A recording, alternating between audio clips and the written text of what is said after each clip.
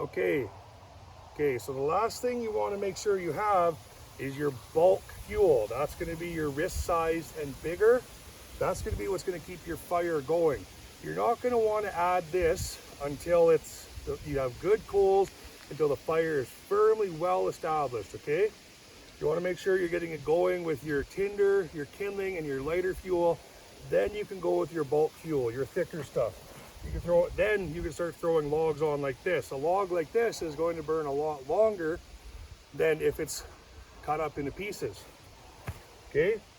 So you're going to go out, you're going to want to make sure you have everything on hand before you start making your fire. That's including our first aid kit, all of our tools, our prepared site.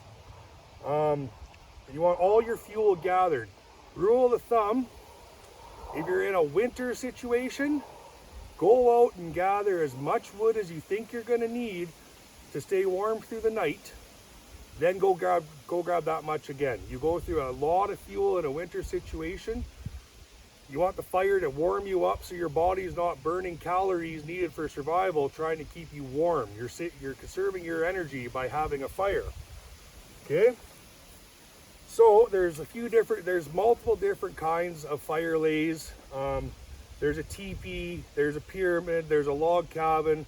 I kind of use a hybrid for the best results I've found. It works for me. It hasn't left me high and dry too many times. So I've got everything I need. I have my tinder, I have my ignition source. We're gonna light it with a fire steel today as an extra little bonus for you guys. For my tinder, I have birch bark, I have tamarack needles and dry branches.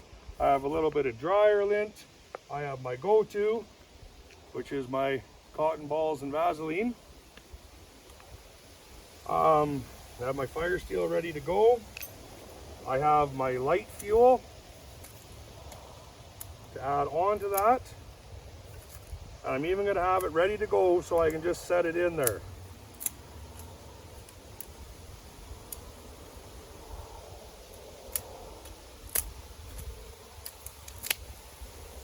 That's gonna be getting into fuel size because it's bigger than a pencil.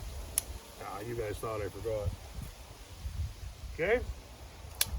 So I left these leaves in here. If you're gonna be a while getting this built, you don't want a lot of moisture seeping up into your tinder. So I did leave these leaves in here as a layer. Plus, realistically, if I take them, shred them up, if they're dead and dry like they are this time of year, now they're a form of tinder.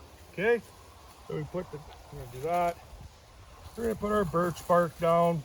Normally what I do for my cheater is I'll take a bigger stick and I'll put it on the back side. So what that does, so you have to make sure when you're laying these, there's room for air to get in. So remember your heat triangle, your fire triangle, you need fuel, air, and heat. Air is really, really important. People build their fire lays too big and can't get them to go. So I got my tinder here. Look at all that pretty birch bark and leaves. I'm gonna use this almost as a fuel. Here's our feather stick. We're gonna put that down so it can catch. We're gonna take our fines. We're gonna kind of lay them up on top. And we're not gonna put a lot of them on yet. Just enough to make sure we have our fire well established. So what I will do, as you can see, is I put my fuel and kindling and fuel to the back of my tinder bundle.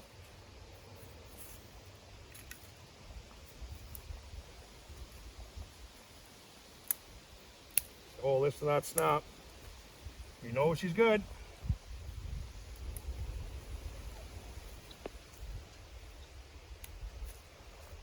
Okay, now with the fire steel, we talked about this.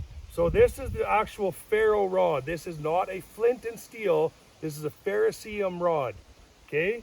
The rest of this silver material, and you guys can buy these at Walmart too. They're a small square. This is magnesium. This is your ferro rod. So what this does, this actually really ignites you scrape the silver off. So the magnesium, and you go until you have about enough on there to cover a dime. So what this does is when it gets exposed to a spark, it flares up and it burns at an intense temperature. I can't remember off the top of my head, but it will actually ignite damp tinder. Not wet, but damp.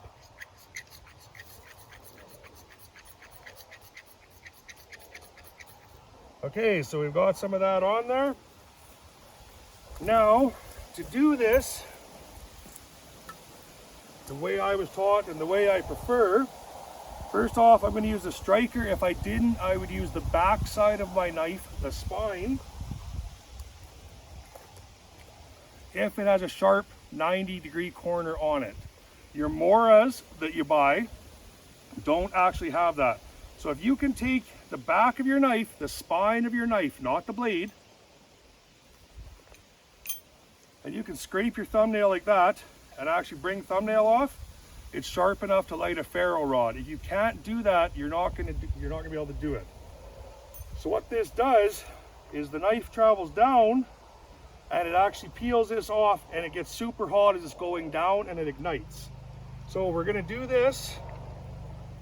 We're going to place it here, and so we don't knock over our fire lay, we're going to hold it, we're going to pull the spark away.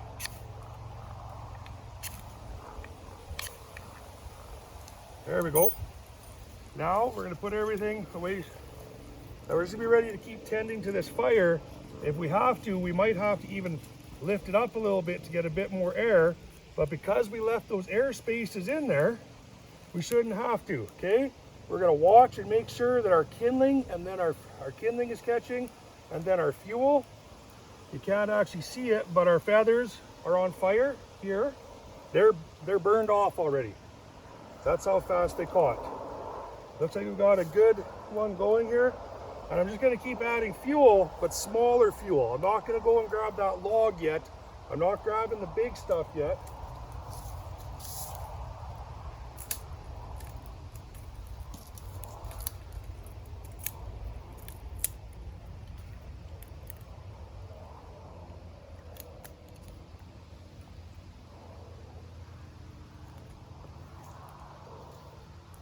You don't want to be adding too much kindling and fuel, or else you're going to smother the fire.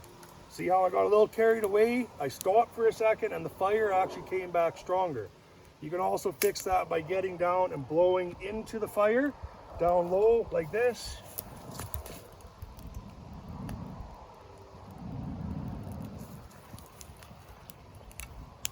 Oh, I didn't even use my cotton balls. Whoops. So that's how good your birch bark and your ferro rod is going to work. I'm just going to keep adding this. It's starting to go pretty good, so I'm going to start adding stuff that's a little bigger, not much bigger than a pencil yet though, right?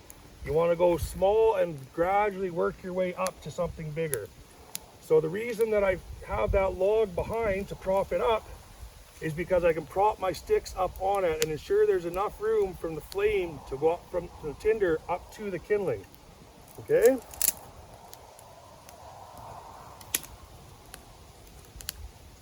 Now we said before, we don't want a big fire. This is that crack. So as I said, a branch like that is more than enough to get us a decent fire because it grew the way we need it to burn. Now we've got our bigger, look, it's thumb sized. We can add that. And we can just get bigger and bigger. I would add that kind of fuel for a few more minutes. Once you can see your coals are really good here, that's when you can start adding your slightly bigger stuff and bigger. And once this is going well, then you can start adding the, your full-size log.